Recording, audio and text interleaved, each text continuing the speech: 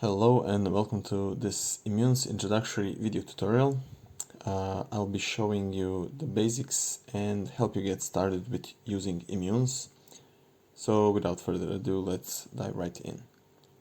IMUNES operates in two modes, edit and exec mode. The current mode is shown here in the status line. To draw and edit your topology, you use the edit mode, and once it's completed, you switch to exec mode and run the experiment by clicking experiment execute, and to revert back to edit mode, you click experiment terminate.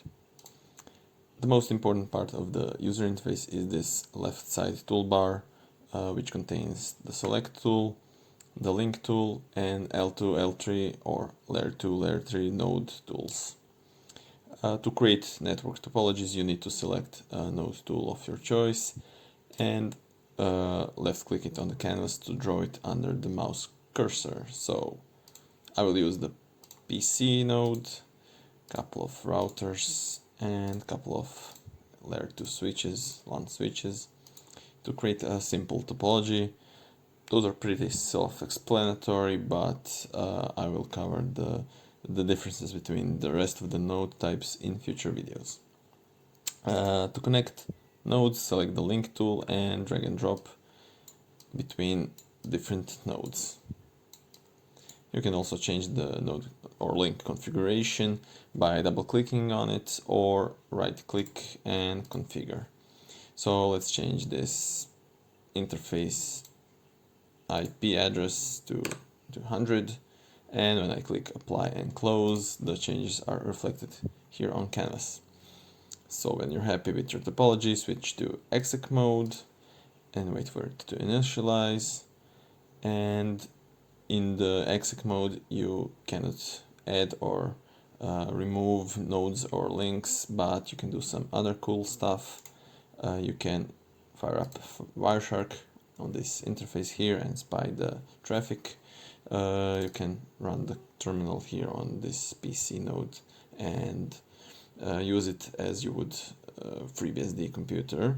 So for example, if I fire up the ping command,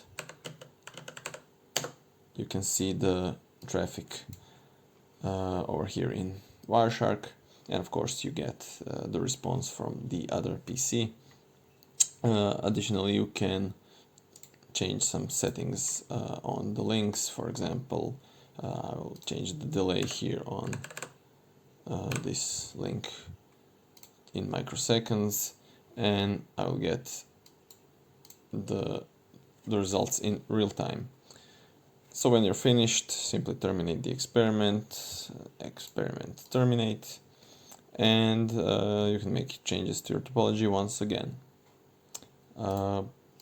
If you want to, you can save your topology to your disk for future use. So that's it for the first video. I'll cover more advanced concepts in future videos, and if you have any questions, comments or ideas for future tutorials, please leave them in the comment section. So thanks for watching. Bye.